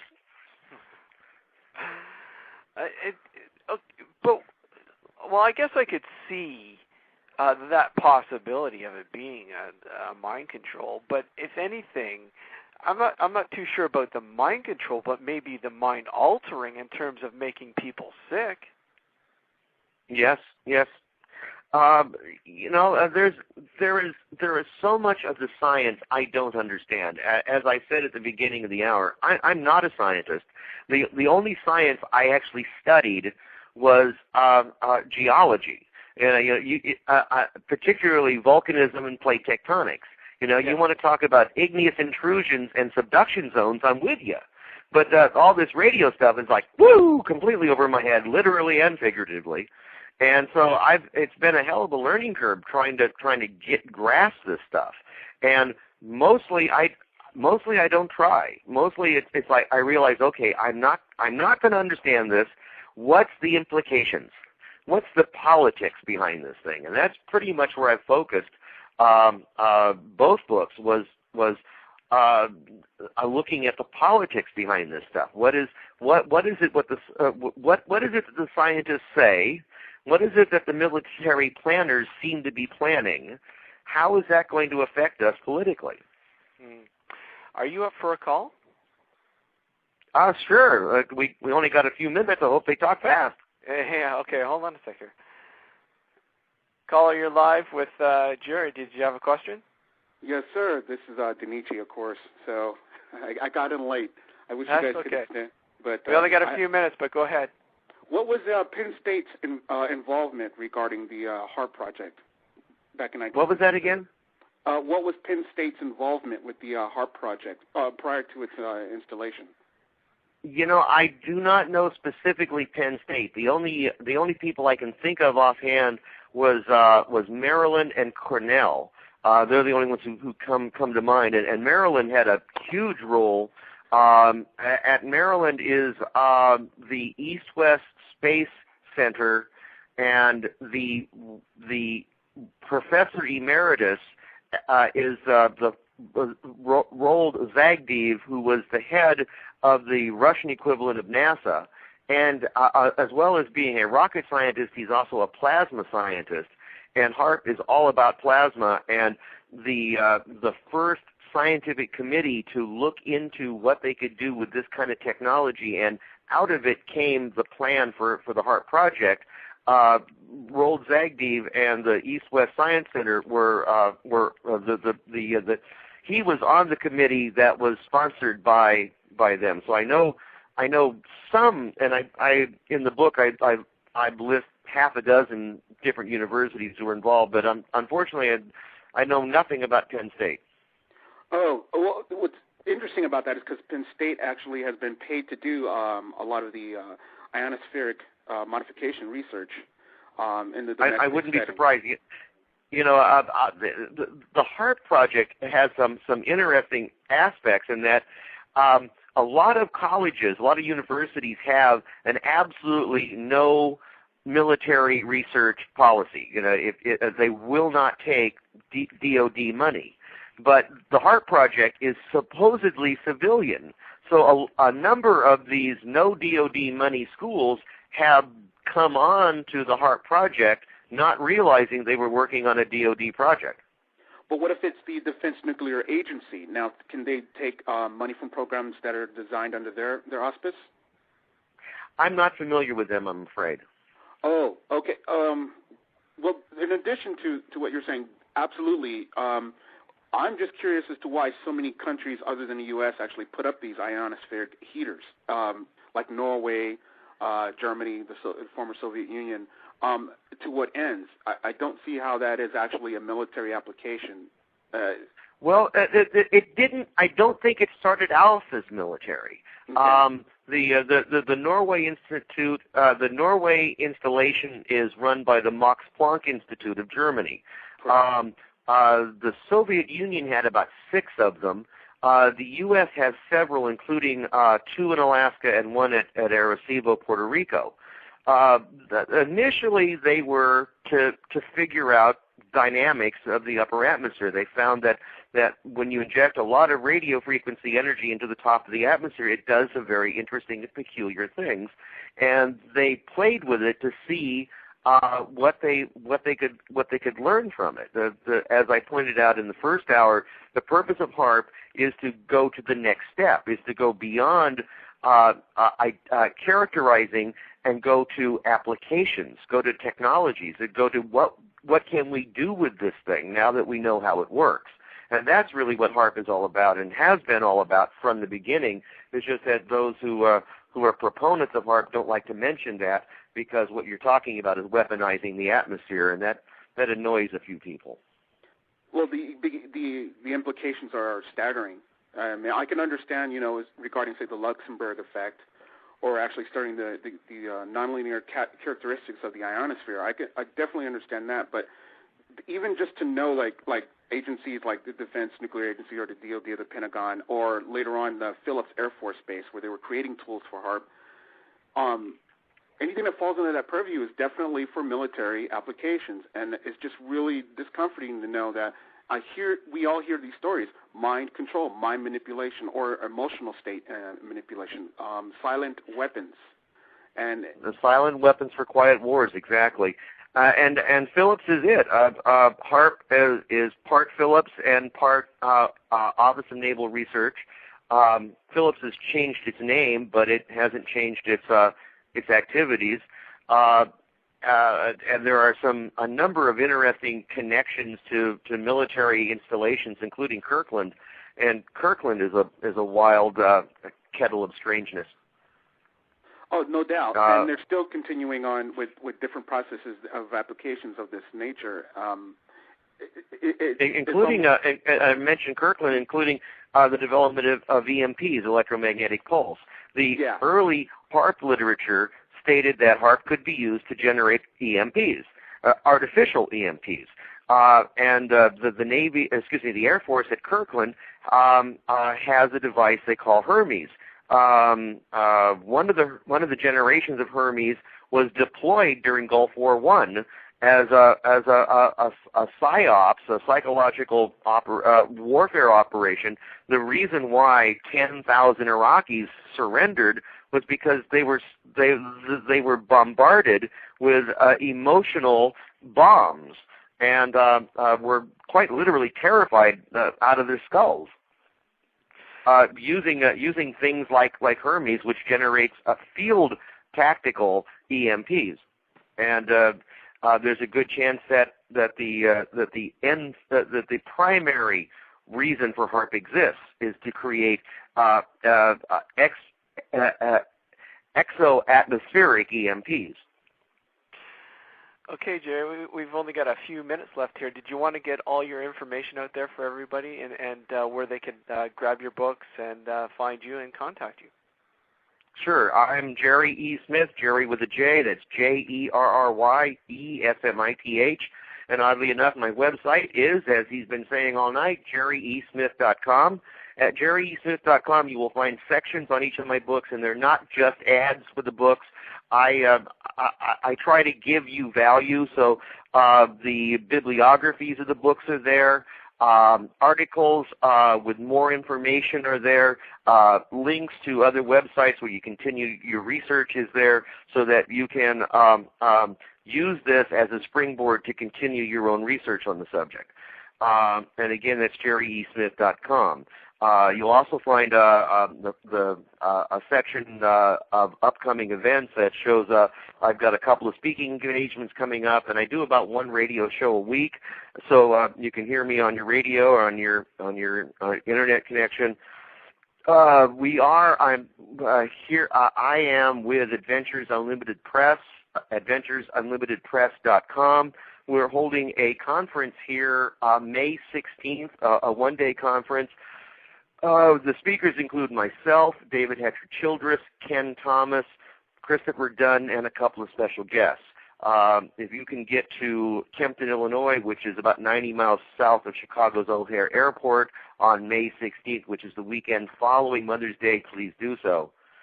You can get my books in most bookstores. You get them for ridiculous discounts at Amazon.com. From my website, you can click over to the boss's website, AdventuresUnlimitedPress.com, and get them there.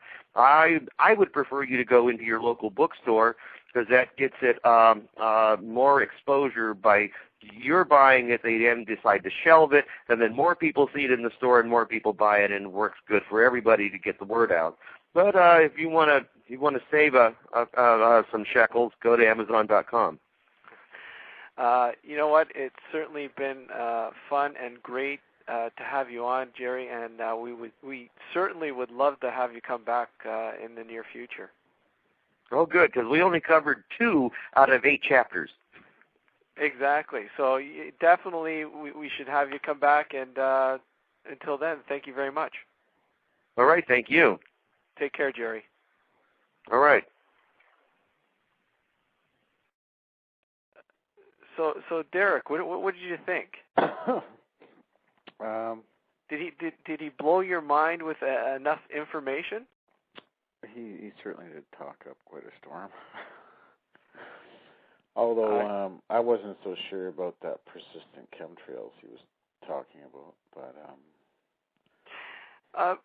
but most people, I think, that follow the whole chemtrail thing, like he said, would not agree with what he was saying. No, I kind of had to bite my tongue, because I was like, well, I could see persistent chemtrails if you saw them more often, but it's not like you see chemtrails out every day anyways. Like, you might only see them once a week, once every other week. It's not a very normal occurrence. And if these persistent trails are pretty normal, then you should see them more often than not.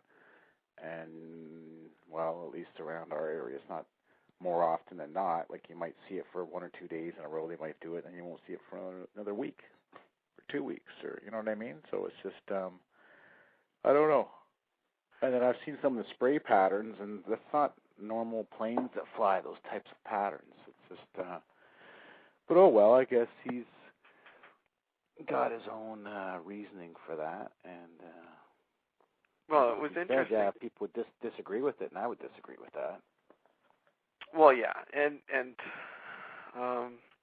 plus, I wasn't 100% sure, but when he was mentioning during World War II or something that the bombers, they were having these trails and they were finding.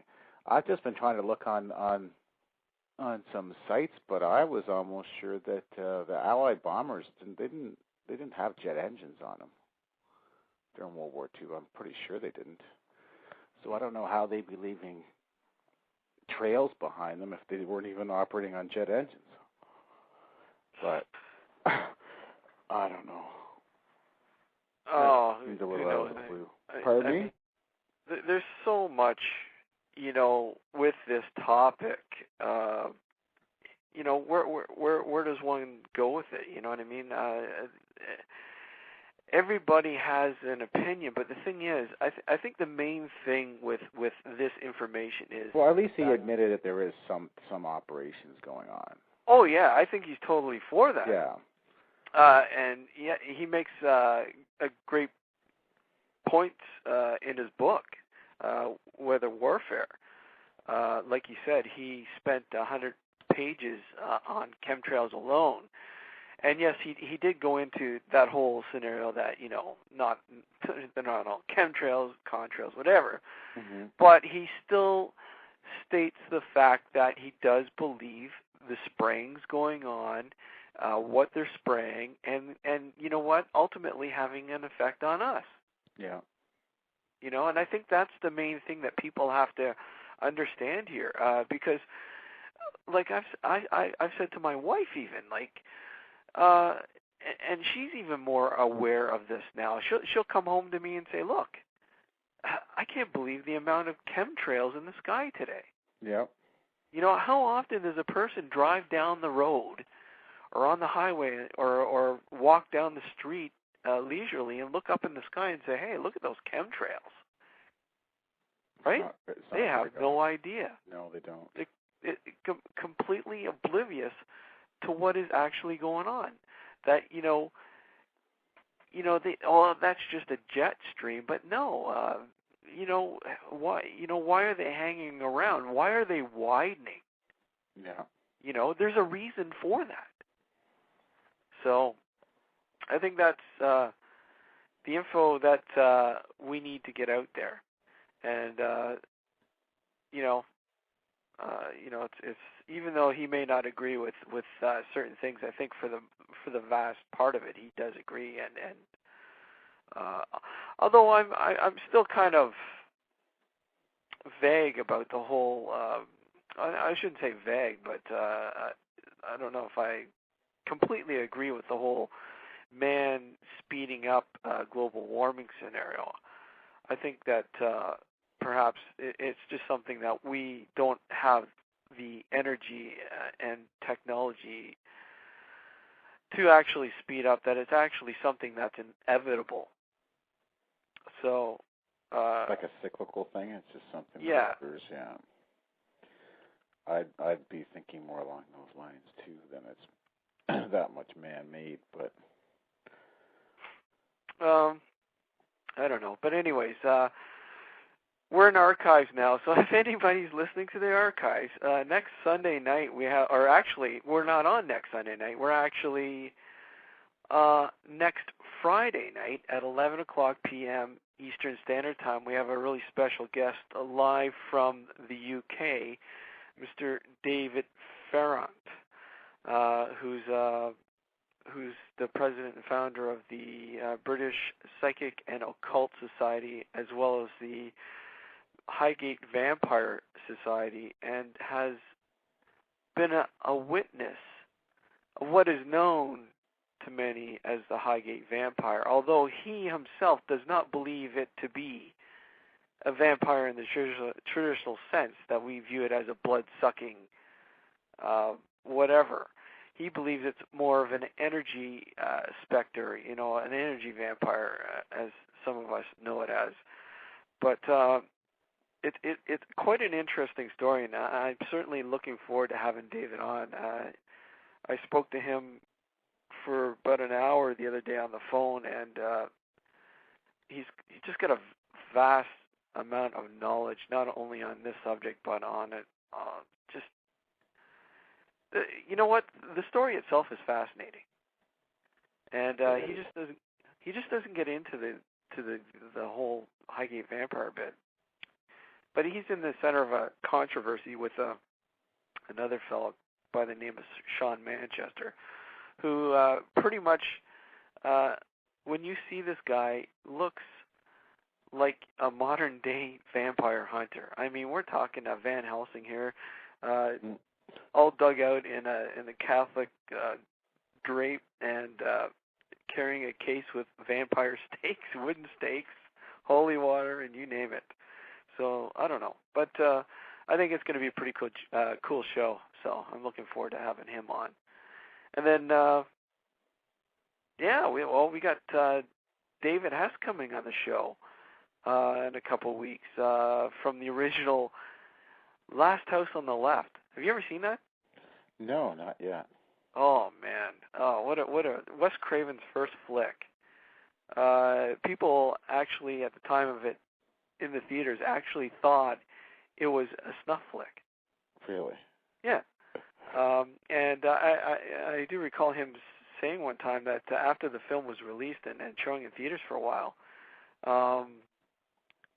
he actually climbed on a subway one time in New York and cleared the car because people actually thought he was that killer. Jeez. So, quite an interesting guy. So, you know, it's certainly going to be a lot of fun having him on the show. So, you know, just change things up a little bit. And, you know, we got some good stuff just, you know, waiting to get scheduled out. So, obviously, more into the conspiracy, more into the paranormal. You know, we got a lot of good shit coming up. So, yeah, thanks again, Derek, for joining in and co-hosting. And, well, hopefully we'll see you next Friday night. Sounds good, buddy. All right? Okay. So take care, everyone, and enjoy the archives now. And we'll see you next Friday, 11 p.m. Eastern Standard Time, here at the same link, same time, 11:30 or 11 p.m. Eastern Standard Time on Friday night, April 3rd.